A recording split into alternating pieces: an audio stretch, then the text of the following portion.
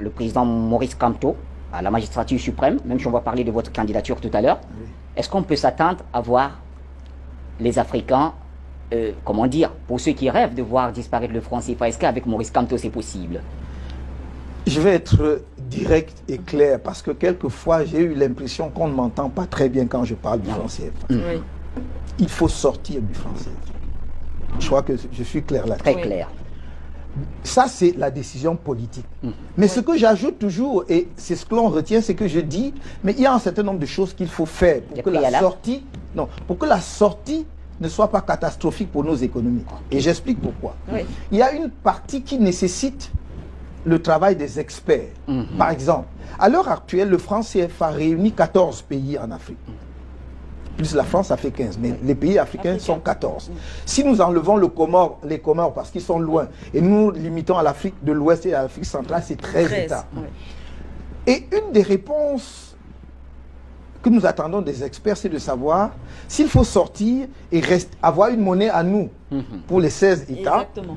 Ou s'il faut avoir une monnaie à nous pour les 6 États de l'Afrique centrale, ou s'il faut avoir une monnaie nationale camerounaise. Vous voyez qu'il y a 3 scénarios possibles. Donc je dis toujours, lorsqu'on fait le débat sur le franc CFA, il ne faut pas occulter l'aspect qui relève de l'expertise. Donc la décision politique doit être prise. Ensuite, il faut que les experts fassent le travail pour que nous réussissions la sortie. Deuxième aspect sur le plan technique, il y a un certain nombre de réformes qu'il faut faire pour réussir. Pourquoi? Parce que dès lors que vous annoncez, même sans avoir encore acté la décision de sortir d'une monnaie, donc de créer une nouvelle monnaie, il y a ce qu'on appelle les incertitudes économiques. L'agent économique n'aime pas les incertitudes. Et quand il y a les incertitudes, qu'est-ce qu'il y a? Il y a ce que les économistes appellent les anticipations rationnelles. Et donc, l'agent économique va anticiper parce qu'il dit « je ne sais pas exactement ce qui va se passer, donc mieux vaut que j'ai une position de repli ». S'il a son argent, il voudrait prendre et garder ailleurs pour attendre de voir ce que vous allez faire. Certains vont même être tentés de spéculer sur votre monnaie. Donc, vous ne pouvez pas sortir d'une monnaie lorsque l'économie ne se porte pas bien. Il faut que l'économie soit solide parce que la monnaie est un bien vide. C'est l'économie qui lui donne de la valeur.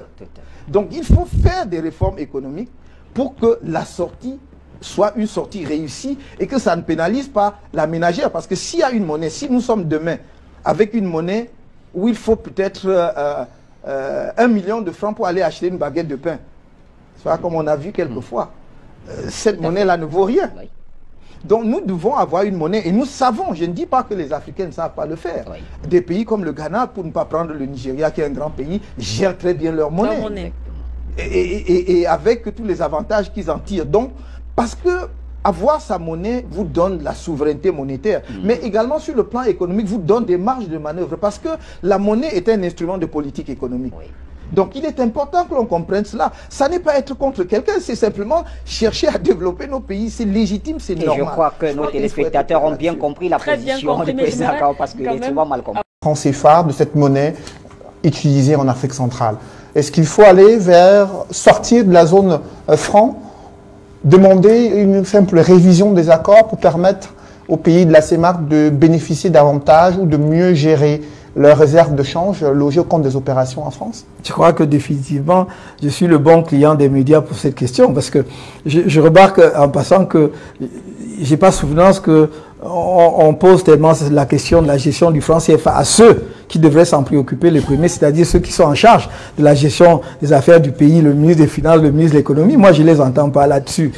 Et encore moins d'ailleurs d'autres dirigeants de partis politiques. Mais moi, je n'ai aucun problème pour répondre. Je pense que c'est un vrai sujet qui n'est plus tabou et sur lequel, justement, l'Afrique de l'Ouest a pris de l'avance sur nous, en Afrique centrale.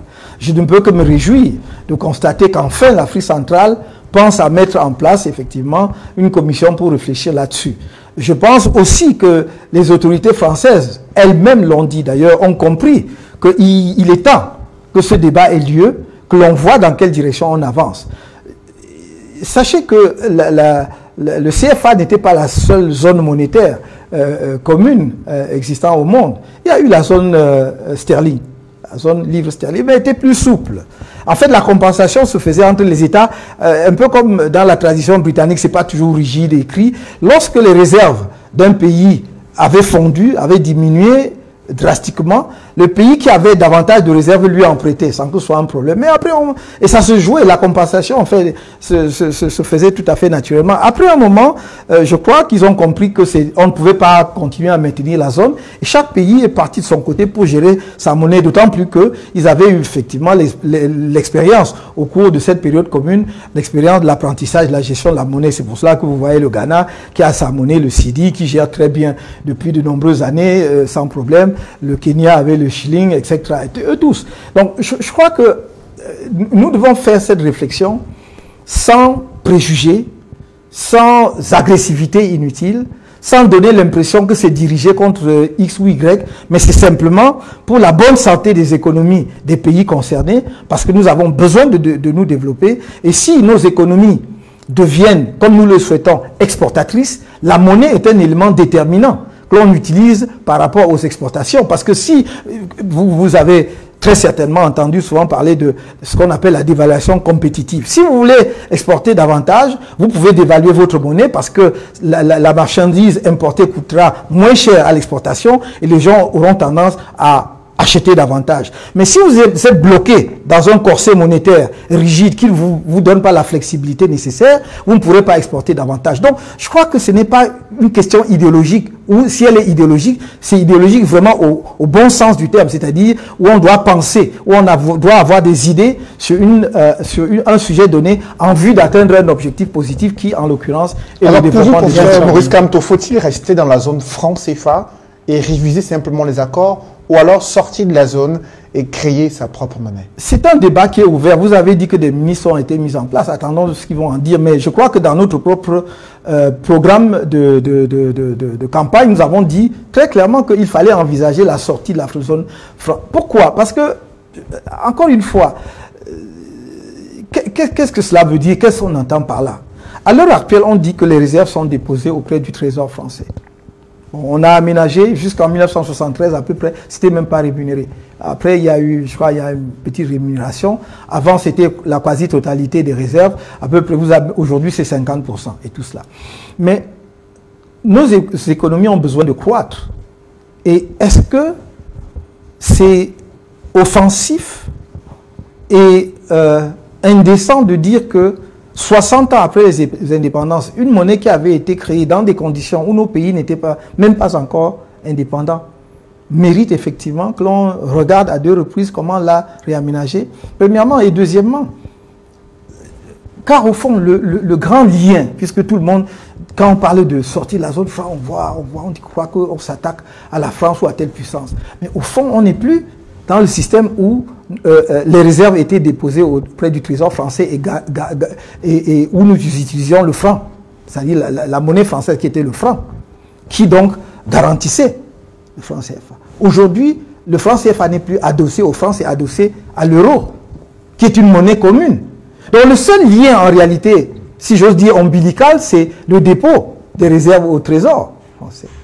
C'est ça le seul lien. Parce que si vous adossez à l'euro, cela veut dire que c'est en fait la Banque européenne, moyennant des mécanismes qui ont été mis en place, qui ultimement garantit. Et donc, pourquoi le débat doit être fait de toute façon. Moi, j'ai pas de religion, j'ai pas de rigidité d'esprit, je suis souple, je suis ouvert, mais je crois que l'Afrique et les pays francophones ont besoin d'avoir également un outil monétaire qui puisse leur permettre d'avancer.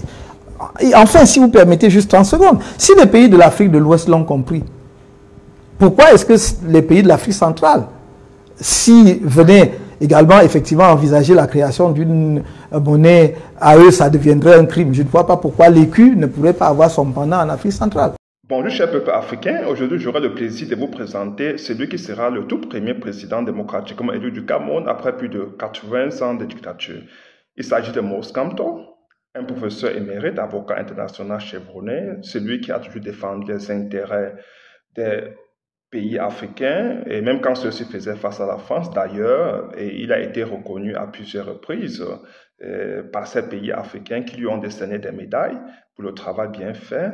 Et Maurice Kamto a toujours été celui que nous connaissons aujourd'hui, ça veut dire un panafricain dans le sang et dans l'âme. Mais il le dit toujours, pour être un panafricain, il faut d'abord être un nationaliste. C'est-à-dire que si nous voulons nous débarrasser de nos dictatures, nous devons d'abord reconnaître le travail de nos dévanciers, de ce que les nationalistes ont fait pour nous. Même s'ils n'ont pas réussi leur mission, parce que à la base, les nationalistes se battaient pour que les pays africains puissent obtenir une vraie indépendance, puissent acquérir leur autodétermination, mais ils n'avaient pas réussi à porter à terme leur mission. Aujourd'hui, il est question qu'on ait des hommes d'une certaine grandeur, comme Maurice Kamto, qui doivent continuer cette mission-là, parce que c'est important, c'est urgent, du moment où le peuple africain est en train de se réveiller. Je pense que nous avons besoin d'un homme de cet acabit pour continuer notre histoire, qui a été mise entre parenthèses depuis la venue des dictateurs au pouvoir. Alors, qu'est-ce que je dois vous dire? Tout à l'heure, vous allez écouter Maurice Kamto et M. Biya, et vous allez découvrir le contraste, parce que Maurice Kamto, d'un côté, enseigne l'histoire camerounaise, voire africaine, au peuple africain. Parce que Maurice Kamto écrit sur le panafricanisme il y a de cela plus de 30 ans, sachez-le, qu'il ne découvre pas le sujet sur le tas. C'est vrai que ça fait l'objet de beaucoup de débats aujourd'hui, et le terme panafricanisme est même galvaudé parce qu'il est utilisé à tort et à travers. Mais je dois vous dire que Maurice Kamto, dans cette rubrique déjà, nous parle du nationalisme camerounais, et la source de ce nationaliste-là. Et il nous dit aussi quelle est la source de ce courage, de cette détermination qu'il porte en lui. Parce qu'il faut enseigner cela aux jeunes générations. Dire que même si ça peut être considéré comme un détail de l'histoire, que le Cameroun a été un pays sous tutelle et non un pays colonisé, ça peut sembler un détail de l'histoire pour certains. Mais il faut dire que si nous avons été considérés comme un pays sous tutelle, c'était parce que nos nationalistes, c'était parce que les grands résistants camerounais se battaient. Oui, ça c'est la raison derrière. Ce n'est pas un détail de l'histoire. Ce n'est même pas seulement symbolique. C'est vraiment historique. C'est quelque chose qui doit marquer les consciences camerounaises. Ils doivent savoir que les nationalistes se sont battus pour nous. Les grands résistants camerounais, les dévanciers, ceux qui sont venus avant nous, se sont battus pour nous. Donc ce n'est pas un détail de l'histoire, mais c'est plus que jamais pour que nous prenions vraiment conscience que nous devons continuer à nous battre si nous voulons nous libérer, et que parfois on peut mener des luttes des batailles qui peuvent durer 20 ans, 30 ans, voire 100 ans, juste à ce que nous soyons libérés totalement.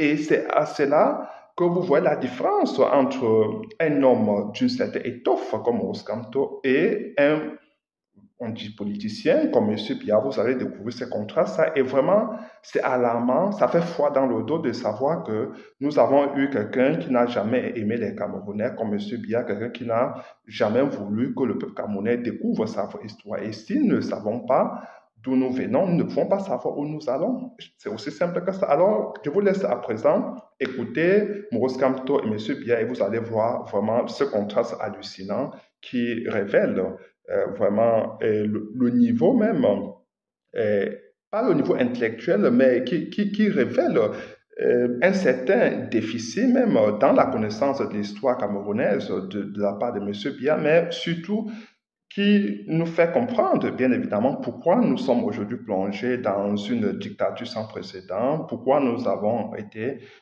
asservis, pourquoi le Cameroun est resté un pays très pauvre, très endetté, un pays colonisé. Après, parce que c'est avec M. Biya que vraiment le Cameroun a plongé dans cette colonisation effective, et c'est ainsi la réalité. À tout à l'heure. L'histoire de mon pays, Monsieur le Président, est compliquée. Nous avons été d'abord colonie allemande, ensuite, après la Première Guerre mondiale, l'Allemagne a perdu ses colonies et celles-ci ont été partagées entre la Grande-Bretagne et la France. Et mon pays a été divisé. Une partie était sous colonisation britannique, l'autre sous colonisation française. Non, vous n'avez pas été une colonie de qui que ce soit. Vous avez été protectorat allemand. Même si après on a voulu faire une distinction entre le protectorat de droit international et le protectorat de droit interne, en nous faisant croire que nous étions sous le régime du droit allemand. Mais nous étions protectorat, c'était des accords, des traités signés. Ça s'appelait des traités. Quand Nachtigal signe le dernier traité le 12 juillet 1884 à Douala, c'est un traité. Nous n'avons pas été une colonie.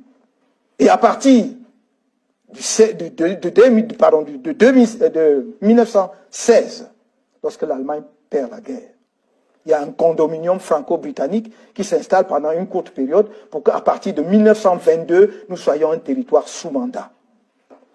Donc nous n'avons jamais été une colonie. Puis à partir de 1945-46, un territoire sous tutelle. Donc nous n'avons jamais été une colonie.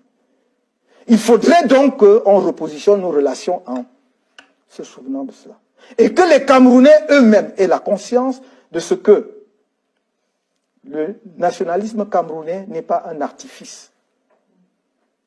Il est profond dans l'histoire de notre pays. Quand Mangabel envoie des émissaires au sud, Gossodine, rencontrer Martin-Paul Samba, pour dire j'ai une cause. Face aux Allemands qui arrachent nos terres, on doit faire cause commune pour se battre. C'est là que commence à naître la nation camerounaise. C'est ça que je voudrais que mes jeunes compatriotes, à qui on n'a pas enseigné cela, ça que je voudrais qu'ils sachent. Et que c'est dans cette dynamique, toute cette trajectoire que s'est bâti notre pays. En passant par les nationalistes des années 1948 jusqu'au dernier exécuté le 15 janvier 1971. C'est ça l'histoire du Cameroun. Il faut s'inscrire donc dans cette continuité. C'est ça que je voudrais que nous continuions à faire. Et que ceux qui viennent diviser artificiellement les Camerounais ne trouveront jamais au MRC, encore moins auprès de Camto, un quelconque soutien. Cher peuple africain, dans la deuxième partie, vous allez écouter Mose Kamto qui dénonce les accords militaires, les accords monétaires, les accords de partenariat économique signés par des présidents, des dictateurs africains avec la France pour continuer à asservir et appauvrir le peuple africain. Alors, je vous laisse l'écouter.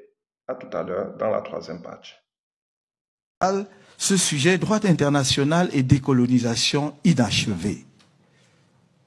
Droit international et décolonisation inachevé. Parce que ce n'est pas achevé.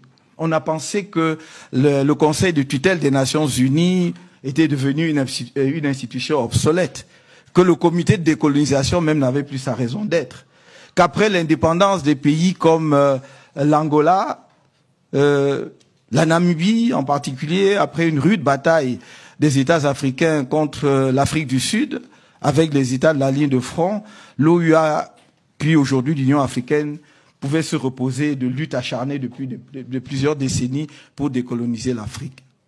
Il n'en est rien. Il n'en est rien parce que la colonisation a touché la totalité du continent. Et nous pouvons bien constater aujourd'hui que la totalité du continent n'est pas décolonisée.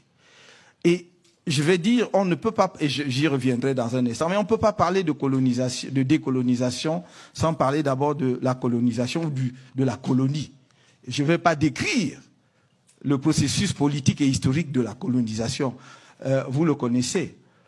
Mais la colonie, c'est quoi? C'est un territoire placé à un moment donné sous la souveraineté internationale d'un autre État.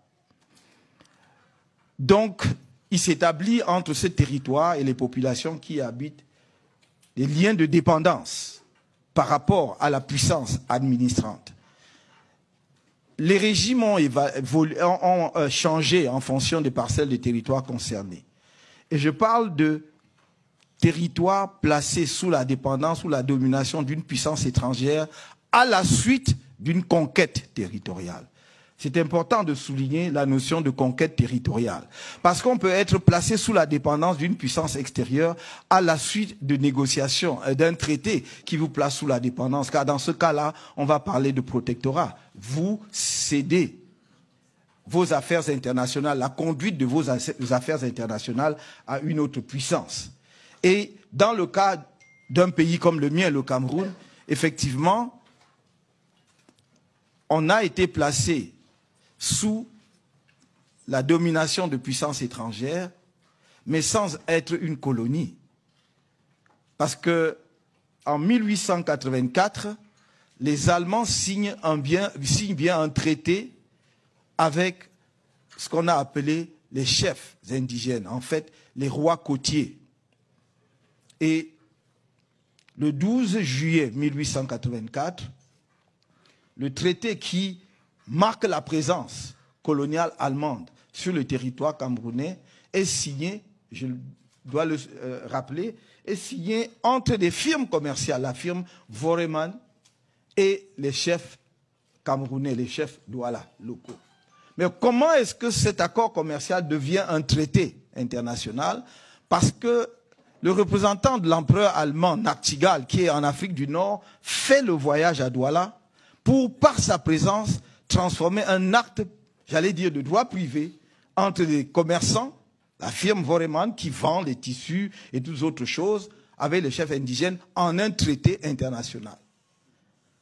Bien entendu, plus tard, un certain nombre d'internationalistes occidentaux, gênés aux entournures par le déséquilibre de puissance qu'il y avait entre les territoires et les chefs locaux et les États européens déjà développés, vont introduire une nuance dans le régime de protectorat en distinguant le protectorat du droit interne du protectorat du droit international. Et on va dire, le traité entre les chefs indigènes et l'Allemagne était un protectorat de droit interne. Autrement dit, le Cameroun était placé sous le régime du droit interne allemand. Ce n'était pas un traité international. Mais c'est une, excusez-moi, c'est une fumisterie. Il ne peut pas y avoir deux régimes de traité. Si vous dites que c'est un traité conclu entre des souverains, peu importe la taille du souverain, peu importe sa puissance, ce n'était pas un problème de puissance, c'est un problème d'entité juridique. Les chefs locaux Douala n'étaient pas sous la domination d'une autre puissance. Ils l'ont signé en tant que traité avec la puissance allemande. C'est pourquoi il s'agit d'un authentique traité de droit international. Comme il s'en est signé des milliers sur la côte occidentale africaine, il y en a eu 3000 de la sorte. Donc je voudrais insister là-dessus, sur ce phénomène de distinction entre le protectorat et le régime de la colonisation. Parce que lorsque vous avez un territoire sous le régime de la colonisation, les règles qui s'appliquent ne sont pas tout à fait les mêmes. Le territoire colonisé est entièrement placé sous l'empire juridique de la puissance coloniale. C'est la puissance coloniale qui édicte toutes les règles, alors que le territoire sous protectorat est, en ce qui concerne le Cameroun, lorsque le régime international va s'installer avec le mandat et la tutelle, le mandat sous la SDN, la tutelle sous l'Organisation des Nations Unies, ce seront les règles prises par la puissance coloniale, mais sous le contrôle de la Société des Nations qui a duré brièvement, ou de l'Organisation des Nations Unies pour ce qui est de la tutelle. C'est important de dire cela. Pourquoi? Et voilà la colonisation. Pourquoi? Parce que la colonie va évoluer généralement vers un régime de souveraineté internationale de l'entité coloniale.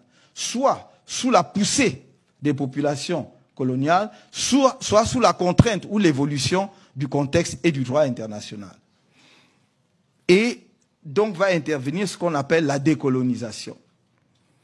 La décolonisation est un processus, mais qui, en droit international, apparaît comme un moment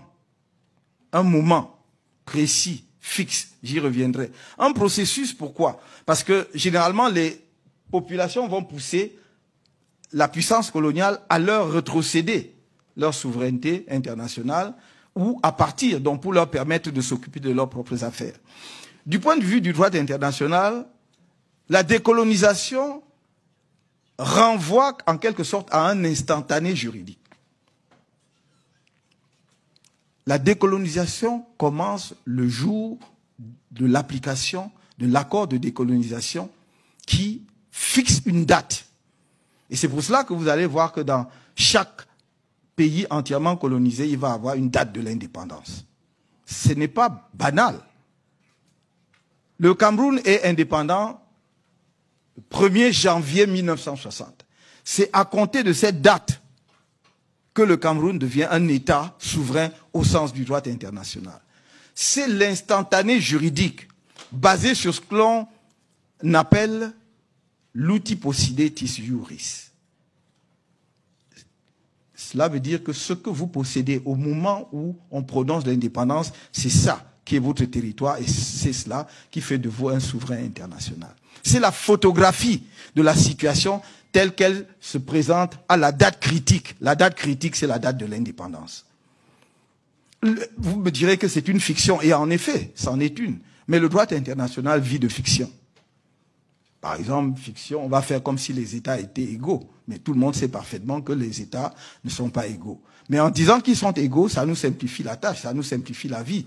Et on dit qu'un petit État a les mêmes droits qu'un grand État. Mais bon, mais on sait parfaitement qu'ensuite, le grand État peut exercer sa puissance, sa pression ou d'autres formes de contraintes sur l'État moins puissant pour obtenir ce qu'il veut. Mais ça arrange le juriste de faire comme si tout le monde était égaux. Donc de la même façon, on va faire comme si, à la date d'indépendance, c'est ce jour-là que tout commence, comme par miracle. La personne qui hier était Premier ministre d'un territoire colonial devient le lendemain président d'un État indépendant. Oui, comme ça. Or, qu'est-ce qui se passe? Et c'est là que c'est intéressant. La même personne qui, la veille, n'était pas un chef d'un État, le lendemain devient un chef d'un État et peut donc signer des traités et accords pour le compte de cet État. Mais des traités et accords qui engagent cet État sur le plan international comme si c'était un souverain qui était là depuis longtemps. Vous voyez donc, dès le départ, j'allais dire, il y a un vice originel. Parce que pourquoi pensez-vous que, puisque les traités, l'un des principes fondamentaux en matière du droit des traités, c'est l'égalité entre les parties, la souveraineté entre les parties, la réciprocité. Cela suppose que vous soyez à armes égales pour signer les traités. Mais comment voulez-vous que moi, colonisé d'hier, 24 heures avant, j'étais un colonisé, le lendemain, je suis devenu un indépendant et souverain, je signe un traité avec la même liberté, avec la même connaissance, avec la même souveraineté que l'État qui est là, la puissance qui m'a administré pendant 20 ans, 30 ans, 50 ans, voire un siècle. Voilà le problème de la décolonisation. C'est cette fiction qui fait que, à un moment donné, on croit que la décolonisation a tout réglé, alors qu'elle n'a rien réglé. Bien sûr, au 1er janvier, vous avez un drapeau, vous avez un hymne national, c'est parfait. On vous désigne d'ailleurs une capitale aussi. Mais on ne va pas bien au-delà de cela. Vous avez les attributs apparents de la souveraineté. Mais il vous manque la substantification de la souveraineté. Et donc tout le problème du droit de la décolonisation par rapport au droit international vient de là.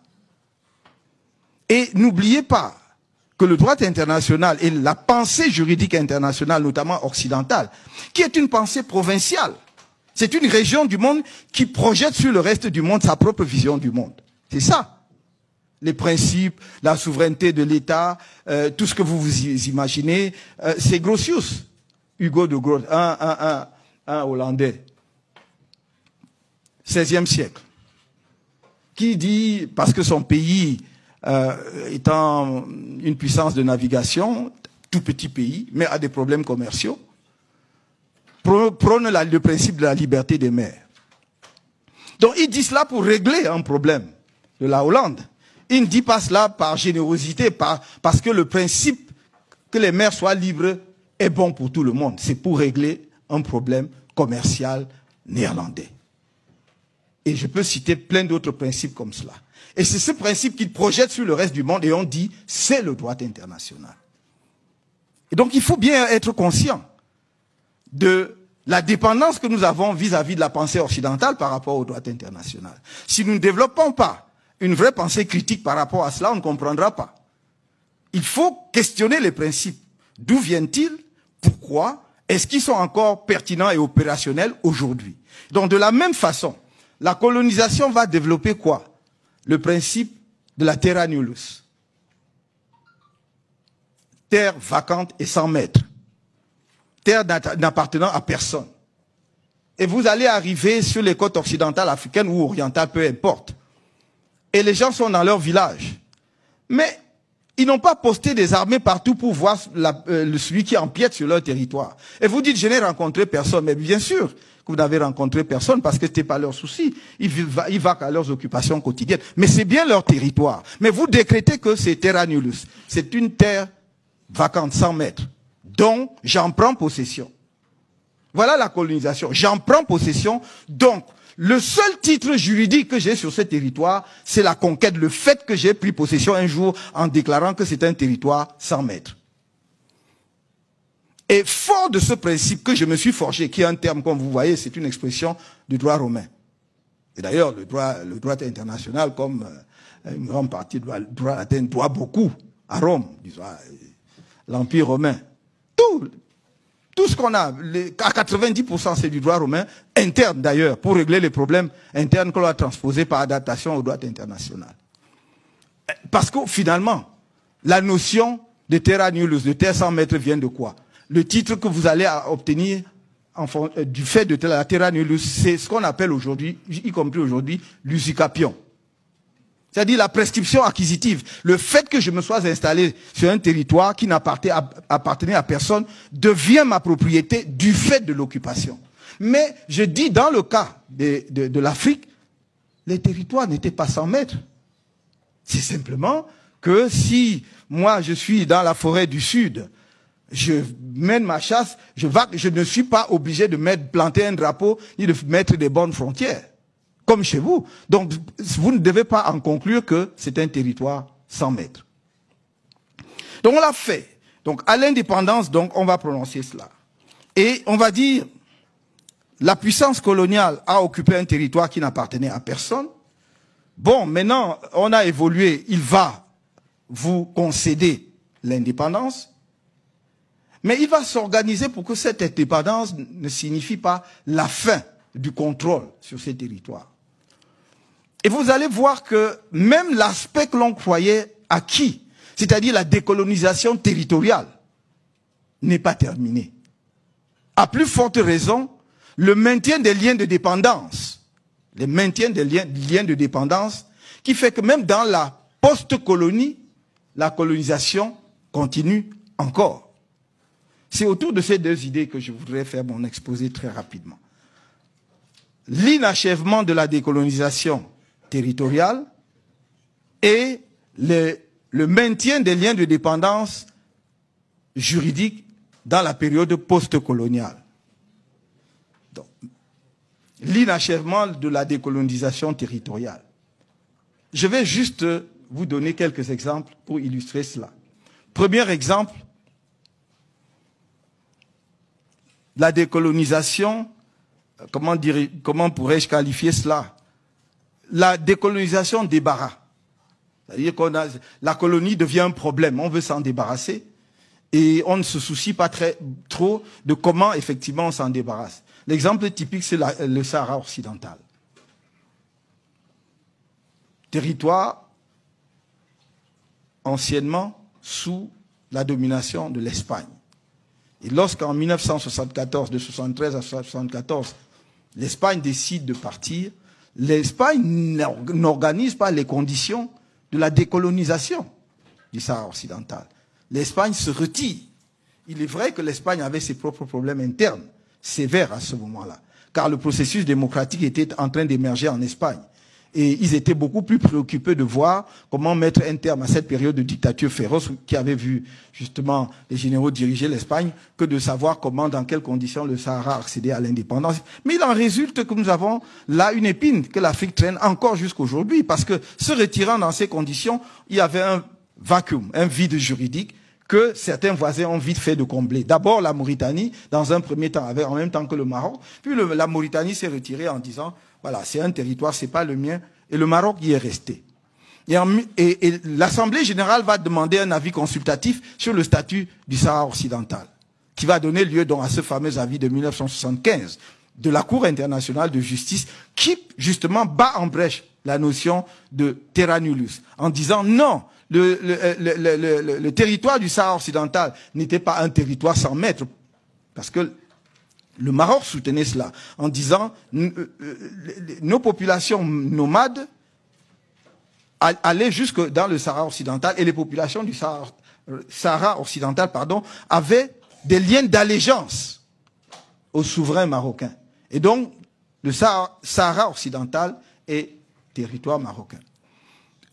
L'avis consultatif de la Cour en a décidé autrement, en disant que ce n'était pas un territoire sans maître. Il faut donc décoloniser le Sahara occidental, notamment par un référendum d'autodétermination. On en est là jusqu'aujourd'hui, puisque ce référendum n'a jamais été organisé comme vous le savez. Problème sur qui va prendre part au référendum. Est-ce que ce sont, le Maroc dit, les populations du Sahara occidental qui sont au sud de l'Algérie, à Tindouf, ne doivent pas y prendre part. Dans le même temps, depuis presque une vingtaine d'années, la présence marocaine est importante, dont les populations marocaines ont occupé le territoire du Sahara occidental. Si on organisait le référendum aujourd'hui, l'identification des participants serait très difficile. Donc, on est un peu dans l'impasse. Voilà le premier exemple. Donc, décolonisation, débarras. Mais il y a d'autres formes de décolonisation. C'est ce que j'appellerais la décolonisation à reculons. La puissance coloniale décolonise, mais sans vouloir partir. Ou alors en gardant quelque chose. Et dans le cas des grands empires coloniaux, comme ceux de la Grande-Bretagne et du Royaume-Uni et de la France, on va essayer de garder quelques confettis de l'Empire. Et le cas le plus illustratif, c'est toujours en Afrique, notamment dans l'océan Indien. Dans l'océan Indien, vous avez, première situation, celle de l'archipel des Chagos. La Grande-Bretagne achète les Chagos à l'île Maurice en 1965. Mais l'île Maurice n'est pas indépendante à ce moment-là. Donc c'est à un territoire encore colonisé, sous administration britannique. Achète et installe une base militaire, concède ensuite donc l'île, notamment l'île principale, Diego Garcia, aux États-Unis pour construire une base militaire. Et cet accord devait durer jusqu'en 2016.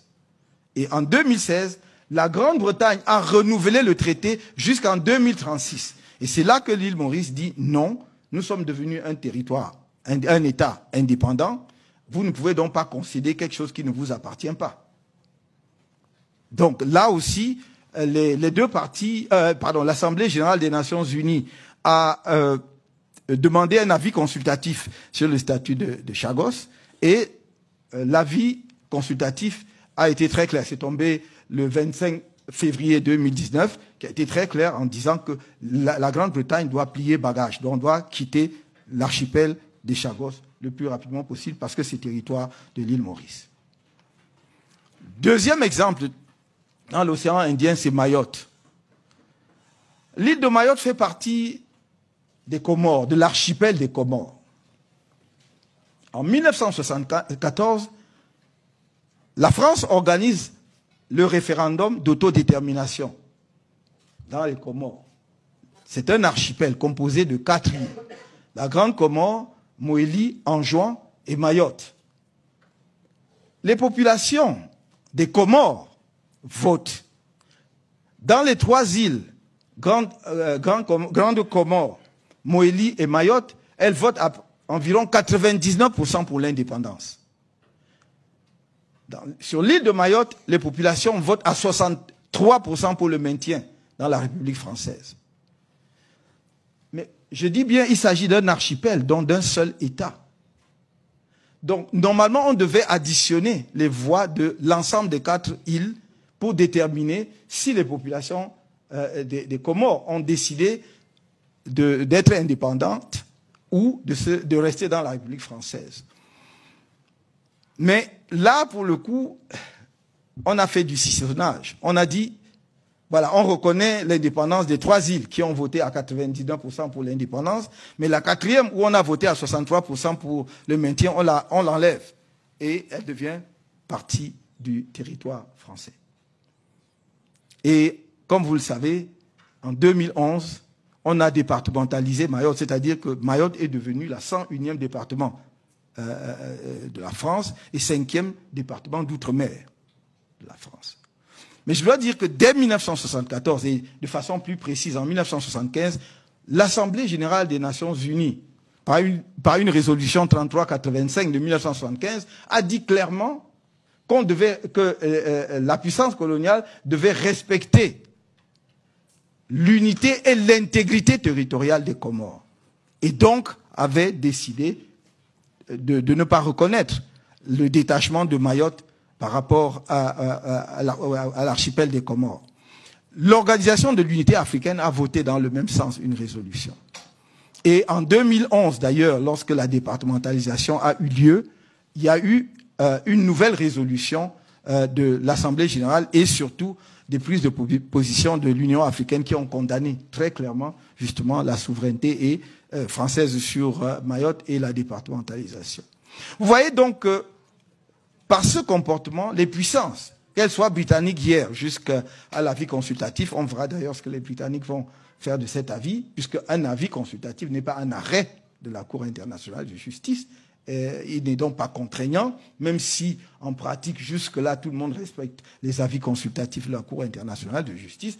Je crois que la Grande-Bretagne n'a pas encore décidé clairement ce qu'elle entend faire de cette résolution. Donc que ce soit dans ce cas-là ou dans le cas de Mayotte, nous sommes dans une situation où le principe de l'autodétermination, le principe du droit des peuples à disposer d'eux-mêmes est battu en brèche.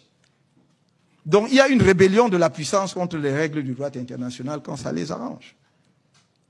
Je rappelle que ce principe d'autodétermination et du droit des peuples à disposer d'eux-mêmes, qui avait été formulé et surtout expérimenté pour la première fois dans les années 1900, notamment avec l'avènement, enfin la création de la Turquie et les États de la région, a été adopté sous forme d'une résolution de l'Assemblée générale des Nations unies en 1960 et que tout le monde, la plupart des internationalistes considèrent qu'il s'agit désormais d'un principe du droit international coutumier. Et qui dit droit international coutumier dit une règle opposable à tous les États, d'ailleurs qu'ils soient partis à un traité ou pas. Et donc, on voit bien que dans le cas d'espèce, il n'y a pas respect d'une règle du droit international dès lors qu'une puissance estime que ses intérêts vont à l'encontre. Et donc, du coup, pour faire un rapprochement avec l'actualité, vous voyez combien inextricable peut être la situation, par exemple, de la Crimée. Si vous dites, vous condamnez un État parce qu'il a envahi la Crimée et il a étendu sa souveraineté là-dessus, alors que vous-même, vous devez être mal à l'aise parce que, bon, vous avez également, par le biais...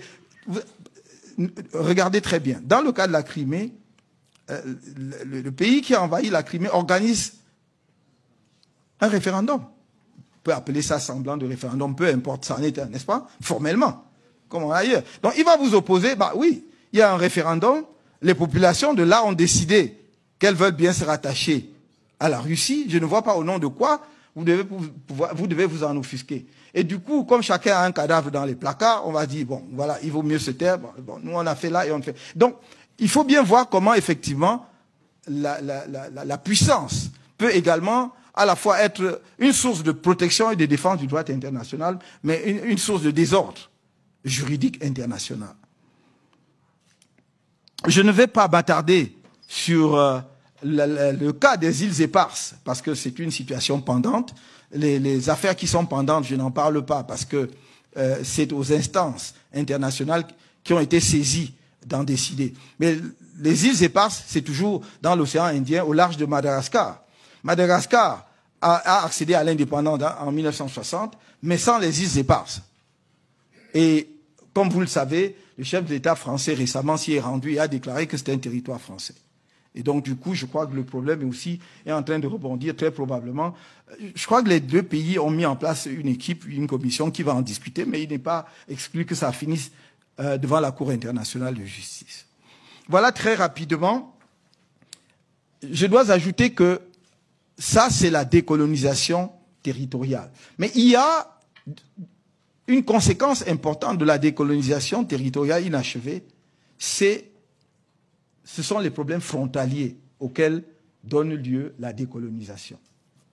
Et l'Organisation de l'Unité africaine a essayé d'y répondre grâce à la résolution de 1964, dite résolution adoptant le principe de l'intangibilité des frontières héritées de la colonisation. Au fond, c'est la doctrine qui progressivement a parlé de l'intangibilité Et la Cour internationale de justice, dans son arrêt de 1986, dans l'affaire du différend territorial entre le Burkina Faso et Mali, a consacré cela comme principe de l'intangibilité. Mais à l'origine, c'était le principe de l'immuabilité, c'est-à-dire les frontières héritées de la colonisation doivent être immuables. Intangible veut dire une fois pour toutes, né variété, ça ne changera jamais. Mais il faut bien comprendre que on ne peut pas interpréter cela comme des frontières qui ne peuvent pas bouger, puisque deux États souverains peuvent à tout moment décider de modifier leurs frontières. Donc c'est dans ce sens qu'il faut désormais entendre le principe de l'intangibilité. Et nous avons de nombreux conflits ou différents frontaliers aujourd'hui en Afrique comme conséquence d'une décolonisation qui effectivement ne s'est pas occupée de l'assiette territoriale du territoire nouveau. On s'est dit, voilà, c'est à peu près comme c'était généralement des ensembles faisant partie d'une même colonie. Si vous prenez l'Afrique équatoriale française et l'Afrique occidentale française, c'était un même ensemble. Et généralement, ce sont les limites administratives que les préfets ou les sous-préfets, après l'indépendance, mais surtout avant l'indépendance, le haut commissaire traçait entre les colonies qui deviennent frontières. Mais généralement, c'était des frontières imprécises parce que c'était un même État, un même empire, dont on n'était pas très soucieux d'être très très précis sur les frontières. Aujourd'hui, que ces anciennes entités coloniales sont devenues des États indépendants, cela pose problème.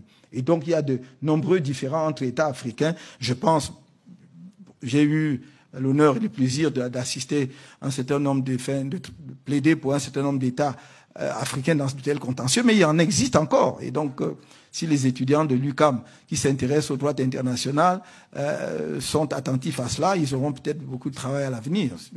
Je crois qu'il y a devant, en perspective, de nombreux contentieux. À l'heure où je vous parle, il y a l'affaire de l'île de Banié et Cocotier entre la Guinée équatoriale et le Gabon, justement parce que la décolonisation ne s'est pas penchée sur les limites et les frontières entre les deux pays. Donc, il y a une grosse dispute, un gros différend. D'ailleurs, ils ont déjà signé le compromis de saisine pour saisir la Cour internationale de justice. Pour l'instant, il reste simplement à savoir celui qui va faire le premier pas pour aller déposer au greffe de la Cour et le contentieux va commencer. Mais vous avez aussi de nombreux autres cas. Je vois, il y a un différend potentiel entre le Bénin et le Burkina Faso, n'est-ce pas, toujours à propos de la délimitation des frontières et de nombreux autres. Et alors, je ne vous parle pas des frontières maritimes, qui n'avaient pas du tout, retenu l'attention des puissances coloniales et qui deviennent un très, très gros problème aujourd'hui, d'autant plus que les enjeux pétroliers et gaziers sont énormes. C'est le cas, par exemple, entre le Kenya et la Somalie, mais on peut multiplier sur toute la côte occidentale comme orientale, ces conflits, effectivement, abondent. Permettez-moi de dire très rapidement donc quelques mots sur la deuxième partie de cet exposé qui est le droit international au service de la dépendance post-coloniale. Et on peut l'observer pour l'illustrer très rapidement à travers deux phénomènes. D'abord, la dépendance militaire. Les accords de coopération militaire conclus généralement à la veille ou immédiatement après l'indépendance, effectivement, créent de tels rapports. Et même lorsque ces accords en matière de défense ont été renouvelés un peu récemment, je vois un certain nombre de pays africains qui ont renouvelé leurs accords en matière de défense. Par exemple, avec la France en 2009, vous vous rendrez compte qu'il y a toujours quand même un certain nombre de clauses particulières qui montrent que la souveraineté de ces pays, ou en tout cas la décolonisation, n'est pas tout à fait achevée. Je me garde même de parler des bases militaires. Mais si nous prenons même des pays qui n'abritent pas des bases militaires, vous verrez par exemple que dans mon propre pays, l'accord de 2009, n'est-ce pas, qui a remplacé les anciens accords de défense, prévoit par exemple que la base logistique française à Douala est inviolable. Donc c'est inviolable. Donc les autorités camerounaises ne peuvent pas y pénétrer. Donc les militaires ne peuvent pas y pénétrer, de la même façon qu'il y a une exonération, disons, des taxes douanières et fiscales, donc pour tout le matériel, les équipements qui y va. Juste ça, je donne juste ça à titre illustratif. J'ai pas le temps d'analyser tous les accords dans les autres pays. Et ça, ce sont des accords plus récents. Les accords des années 59 à 60 étaient, j'allais dire, allait bien plus loin et vraiment installer des relations de dépendance, puisque d'ailleurs, ce sont des accords qui permettaient à la puissance anciennement administrante d'intervenir pour maintenir au pouvoir, n'est-ce pas, tout gouvernement qui était signataire d'un tel accord et qui estimait qu'il pouvait être mis en danger par sa propre population. Deuxième point illustratif, là aussi j'irai très vite, c'est dans le domaine économique. Et là, nous pouvons commencer par ce qu'on a appelé les accords de coopération économique, notamment en matière commerciale, entre les pays africains et en particulier les pays européens. Les accords de Yaoundé 1, Yaoundé 2, Lomé 1, Lomé 2. Et enfin, l'accord de Cotonou de 2000. Et il ne vous aura pas échappé qu'aucun de ces accords n'a permis le développement de l'Afrique. Mais comment voulez-vous signer dès les années 60? L'accord de Yaoundé 1, je crois que c'est entre 62 et 63, si je me trompe. Accord commercial. Le Cameroun ne produit encore rien sur le plan industriel et quelques produits agricoles. Hein, ce qu'on a appelé les produits de rente, c'est-à-dire le cacao, le café, le thé, le coton. Et on vous dit, c'est un accord d'échange commercial. Sauf que, en fait, vous recevez tout et vous n'échangez rien. Et c'est ça. Et du coup, en même temps, le caractère pernicieux de ces accords vient de ce que ça vous spécialise. Parce que vous dites, j'ai un marché pour le cacao, alors donc il faut que je produise davantage de cacao parce que je vais bénéficier du marché qui m'ouvre justement les perspectives non douanières, non tarifaires. Vous allez donc produire toujours sans transformation. Ce n'est pas des produits industriels. Vous devez produire et renvoyer brut. Donc vous produisez beaucoup de cacao, beaucoup de café, beaucoup de coton, dont vous ne déterminez pas les prix. Hein? Après, on vous a chanté tout au long des années 70, vous n'étiez pas encore né, mais la détérioration des termes de l'échange. Qui détériore quoi? Vous échangez d'abord quoi pour que ça se détériore? Donc vous vendez le café, vous vendez le coton, et alors vous produisez que ça. L'industrie africaine est nulle parce qu'il y a eu cette spécialisation par le corset des accords, signés trop tôt. Et donc, vous avez vu que 40 ans, 50 ans, 60 ans d'accords n'ont permis à aucun pays africain de bouger. Maintenant, subitement, on vous dit, vous êtes devenu grand. Il faut signer des accords de partenariat économique avec l'Union européenne. C'est encore mieux. On va supprimer toutes les barrières tarifaires. Donc, du coup, les barrières douanières qui vous permettaient d'avoir des recettes douanières pour alimenter votre budget vont disparaître. Parce que de toute façon, vous n'avez toujours pas d'industrie, puisque les précédents accords ne vous ont pas permis d'installer l'industrie, mais simplement, vous allez être le déversoir des produits européens, qui, dans certains cas, vont concurrencer la petite industrie locale qui commençait à naître. Voilà le problème. Parce qu'il faut que l'on se dise les vérités sur la scène internationale.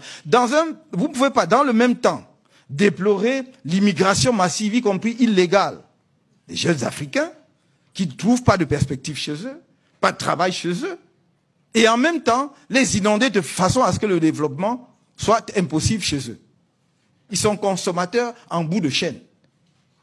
Donc, il n'y a pas de valeur ajoutée lorsque vous êtes simplement consommateur. Il vous faut d'ailleurs trouver de l'argent pour continuer à consommer.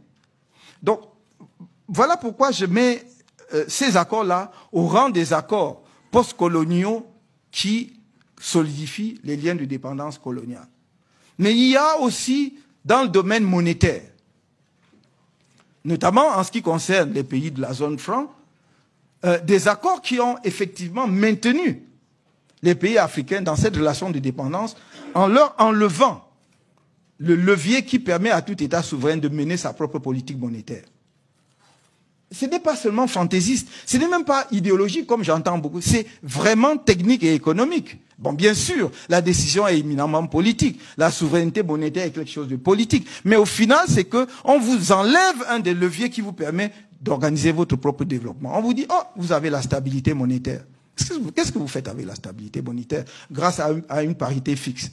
Les experts nous disent, bah non, cette stabilité vous permettait simplement d'assurer aux entreprises de la puissance dominatrice de venir s'installer en sachant que l'argent qu'il investit chez vous, il ne perdra pas un centime dessus puisqu'il a une parité fixe. Oui, alors que par le jeu de la politique monétaire, par le jeu de la dévaluation et tout ce que vous voulez, vous pouviez justement avoir une marge qui vous permet effectivement de modifier les rapports. Donc, c'est stable, c'est fixe. Il investit 10 francs, il sait que je retirerai 15 francs et il est sûr qu'il retirera les 15 francs parce que la parité fixe de la monnaie vis-à-vis de la devise métropolitaine hier et vis-à-vis de la devise européenne lui garantit cela. Et évidemment, nous connaissons tous les autres aspects, le fait que les fonds étaient déposés au Trésor français et non pas à la Banque de France. Parce que si c'est la Banque de France est une banque. Donc elle doit rémunérer l'argent. Hein. Mais quand c'est au Trésor, c'est une administration de l'État, donc c'est même ça devient des recettes budgétaires. Et donc votre propre argent peut vous être prêté parce que bon, c'est un argent que vous avez déposé à l'origine avant la révision de 1972, c'était 63% des dépôts qu'il fallait faire après les accords de la modification de 72-73, c'est devenu 50%, mais c'est toujours beaucoup. Sans compter que lorsque ce panier commun de réserve, puisque tous les pays de la zone franc mettent dans le même panier, la garantie que vous donne le pays, vous ne l'appelez pas tout le temps parce que les pays qui ont davantage de réserves soutiennent ceux qui n'ont pas assez de réserves, sans qu'ils aient à intervenir. Donc, si la Guinée équatoriale ou le Cameroun a davantage de réserves parce qu'il a vendu plus de pétrole et que la Centrafrique n'a pas assez de réserves, il va y avoir donc un jeu de compensation. On n'appellera pas la France en garantie, puisque vous pouvez faire ça entre vous. Et si votre compte d'opération au Trésor français devient déficitaire, normalement c'est là que le garant doit jouer, parce qu'il doit approvisionner le compte. Mais il ne le fait pas. À ce moment-là, il vous impose la dévaluation. Donc, nous sommes là face à des accords et nous avons suivi dernièrement que quelque chose a commencé à bouger sur ce terrain-là. C'est bon, très bien, ça va dans la bonne direction. Moi, je dis, il faut voir ce que ça va donner parce que le diable est dans les détails. Donc, on est sorti de l'appellation déjà, symboliquement, on est allé à l'écho. Donc, c'est plus le franc CFA, ce sera l'écho. Où seront déposées les réserves? Est-ce qu'il y aura encore des réserves? Apparemment non. Tant mieux. Mais il y a quelqu'un de généreux qui se propose pour continuer à être garant. Et tout le problème est là. Alors, voilà. Alors, si vous garantissez, parce que dans l'accord de 1972, l'article 7 disait que la BEAC est une institution multinationale africaine à la gestion et au contrôle duquel participe la France en contrepartie de la garantie de sa monnaie. Voilà, ça ce sont les termes. Vas-y, exact, je cite de mémoire, mais c'est cela, de sa monnaie. Bon, donc, c'est en vertu de la garantie de sa monnaie qu'elle devait participer à la gestion et au contrôle. Maintenant, elle vous dit, bon, très bien, c'est l'écho. Et puis vous ne déposez même plus chez moi. Mais je suis garant. Donc, la clause en vertu de laquelle elle participait à la gestion et au contrôle demeure. C'est pour cela que j'ai dit, on m'a posé la question il n'y a pas longtemps, et j'ai dit, donc le diable est dans les détails, on nous a annoncé un accord entre le ministère français des Finances et les institutions financières de la zone franc en Afrique, c'est-à-dire BEAC et BCAO en Afrique occidentale. Pour l'instant, la BEAC observe encore. Non. Et donc, il faudra que nous attendions de voir ce qui sera dans cet accord pour savoir vraiment si on est sorti du franc CFA ou bien si on a seulement changé d'appellation. Voilà les quelques indications, les quelques éléments que je voulais, à grands traits, vous présenter pour illustrer mon idée selon laquelle la décolonisation est inachevée. Et je terminerai simplement en disant une chose. Afin de permettre au droit international de jouer pleinement son rôle de règle organisant la vie dans la société internationale, il faut décoloniser le droit international. Il faut le décoloniser lui-même. C'est-à-dire que nous devons avoir un regard critique sur les concepts du 19e siècle qui était forgé pour asseoir la colonisation. Ce n'était pas forgé abstraitement pour le plaisir intellectuel et spéculatif de créer des normes. C'était pour asseoir les intérêts et la colonisation. Donc nous devons commencer donc par une vraie critique de ces concepts et de ces principes. Nous devons aussi essayer de regarder au-delà du 19e siècle pour voir les origines historiques du droit international. On enseigne de moins en moins l'histoire du droit international dans les facultés. C'est vrai que c'est une matière qui est devenue obèse. Et donc, généralement, les programmes n'ont pas le temps de consacrer un vrai morceau à l'histoire du droit international. Vous apprendriez beaucoup de choses, y compris tous les débats sur le concept du jus consciens, y compris le débat sur la question du droit naturel et du droit positif. Pourquoi on en est arrivé là? C'est parce que les premiers, ce qu'on a appelé les pères fondateurs du droit international, venaient en grande partie de l'Église aussi, n'est-ce pas? De Vitoria, Suarez et tout ça. Ça, c'était des moines. Et donc, à une époque où le christianisme était très dominant en Europe et dont la pensée du droit international se coulait aussi dans la pensée globale de la société.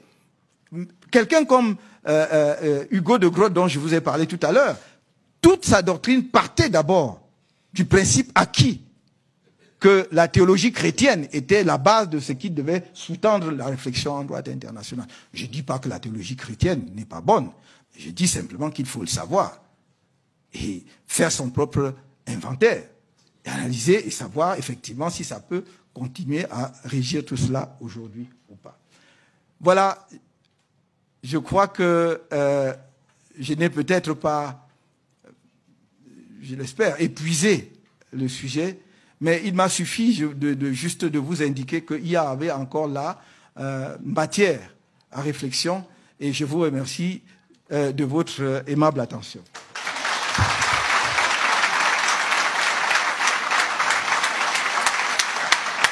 Comme j'ai souvent eu coutume de dire, nous ne pouvons pas avoir un peuple africain si nous n'avons pas au préalable un peuple camerounais, un peuple ivoirien, un peuple congolais. Ça veut dire quoi? Ça veut dire que nous avons intérêt d'abord à nous unir de l'intérieur. Nous avons besoin de travailler sur notre cohésion nationale. Si nous sommes unis d'abord de manière individuelle, alors je pense que collectivement, nous serons beaucoup plus forts. Nous allons pouvoir parler d'une même voix. Et c'est ça le vrai panafricanisme. Le panafricanisme commence par ces petits détails-là. Faire d'abord avec ce que nous avons. Ça veut dire que j'attends demain de voir, et Maurice Kamto l'a déjà dit, parce que c'est ça qu'on parle du panafricanisme pragmatique. Demain, il faudrait déjà que les laboratoires camerounais collaborent avec les autres laboratoires africains. C'est ça, le panafricanisme scientifique, fait de la recherche, que ce soit la recherche appliquée ou bien la recherche fondamentale ensemble pour mettre sur pied des produits innovants. Voilà, c'est un peu ça le panafricanisme universitaire et scientifique. Le panafricanisme culturel aussi de Maurice Kamto, là, ça sous-entend que les cinémas, ils peuvent mettre, le Cameroun, avec la Côte d'Ivoire et même le Nigeria, peuvent mettre sur pied un cinéma panafricain. Voilà, c'est un peu ça. Hein. On fait avec ce que nous avons, d'abord, pour aller vers cette autodétermination totale. Alors, je dis, nous avons aussi intérêt à mettre sur pied ce panafricanisme économique. Et cela passe par l'augmentation significative de notre volume d'échange. Nous avons intérêt à construire des infrastructures routières, c'est-à-dire il faut que les autoroutes soient prolongées jusqu'aux pays voisins.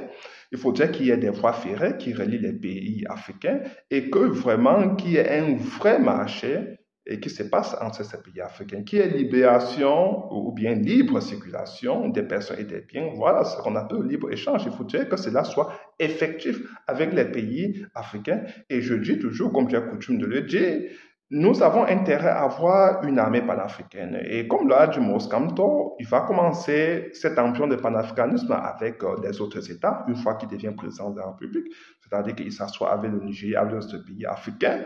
Et une fois qu'il l'a fait, il va mettre en place une architecture panafricaine sur laquelle vont se reposer tous les pays africains.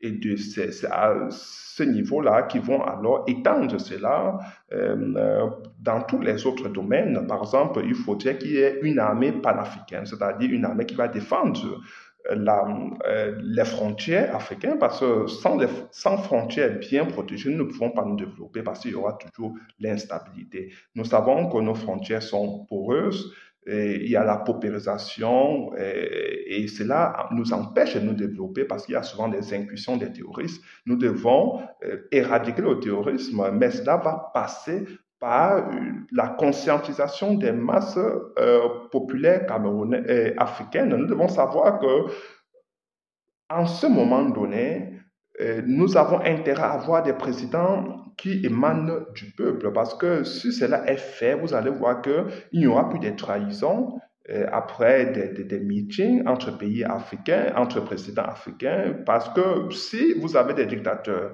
qui ont pour seul intérêt de diviser leur population afin de se maintenir au pouvoir, ou bien diviser leur peuple afin de se maintenir au pouvoir, ou bien si vous avez des dictateurs, nous le savons toujours, qui sont compromis, ils ont des compromissions avec des pays comme la France. Si vous avez des gens qui sont liés, qui trouvent leur légitimité plutôt auprès des chancelleries occidentales, rassurez-vous que nous ne pourrons jamais parler d'une même voix, parce que ce sont des gens qui vont toujours aller trahir la cause. Ils ne pourront pas véritablement défendre les intérêts de l'Afrique, parce qu'ils vont aller toujours vers leur maître, d'où ils tirent leur légitimité.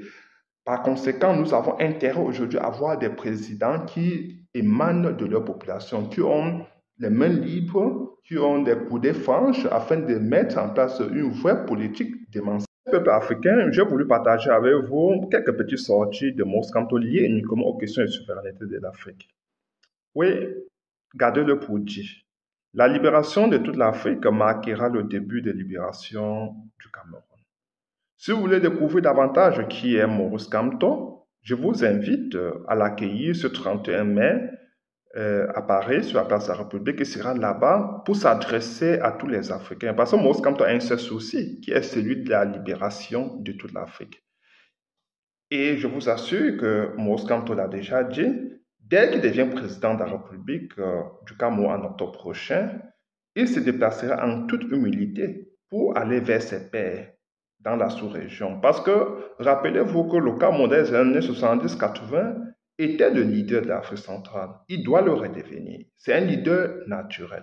Nous devons nous appuyer sur ces leviers géopolitiques, géostratégiques, vraiment pour faire avancer le débat et surtout pour nous diriger vers notre autodétermination, vers notre émancipation. Et Mose Kamto entend demain s'asseoir avec ses pairs pour peaufiner les stratégies afin de nous libérer des carcans comme le franc CFA, parce que ça nous empêche de mener une vraie politique monétaire et économique, pour sortir des accords militaires, des accords monétaires. Oui, avec Mose Kamto, nous sommes certains que nous serons libres. Nous sommes certains que l'Afrique va se libérer.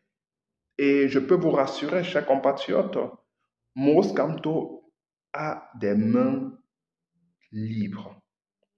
C'est la raison pour laquelle il prône toujours l'arrivée au pouvoir à travers les urnes, dans la paix, parce qu'il veut être l'émanation populaire. Donc, j'invite le peuple africain à l'accompagner, parce que nous sommes certains que non seulement il contribue à libérer le Cameroun, mais surtout, il fera libérer toute l'Afrique entière avec les Africains. Parce que ça ne doit pas être une approche individuelle ou bien une approche singulière, mais ça doit être une approche collective. Et Mose Kamto pense que nous avons les clés de notre libération entre nos propres mains. C'est à nous d'agir en tant que peuple africain, c'est à nous de connaître nos propres histoires, savoir que nous avons des capacités à nous libérer. Nous avons déjà fait trop de discours, parce que je sais que nous sommes habitués aux grands discours, et nous devons passer aux actions cette fois-ci. Mose Kamto n'entend pas faire des grands discours, aller dans des grands envolées lyriques. Non, nous avons intérêt aujourd'hui à avoir des hommes qui ont une vision pragmatique du panafricanisme, qui doivent voir comment implémenter déjà ce début de panafricanisme avant que les choses s'améliorent au fur et à mesure. Et nous devons le faire avec des hommes qui ont une certaine vision, qui ont une certaine ambition, comme Mose Kamto, qui est là pour rassembler. Mose Kamto veut faire avec tout le monde, avec tous les Africains, et je pense que vous allez voir le changement s'opère au Cameroun dès qu'il devient président de la République à notre prochain. Il n'y aura plus ces mépris que nous connaissons de M. Biya. Vous avez vu que pendant 43 ans, M. Biya a toujours refusé de participer au sommet africain. Avec Maurice Kamto, nous sommes une diplomatie proactive, dynamique. Et c'est lui-même qui imposera le calendrier même aux pays africains parce qu'il faudrait que davantage que nous multiplions des sommets africains pour parler des questions politiques, des questions de souveraineté, des questions monétaires, des questions politiques, des questions de sécurité par exemple. Il faudra demain que l'Afrique se réveille avec Maurice Kamto et il entend jouer pleinement ce rôle-là, chers compatriotes, chers frères et sœurs africains. Alors, je vous invite de partager maintenant cette vidéo et je vous donne rendez-vous à la prochaine. Ok, ciao.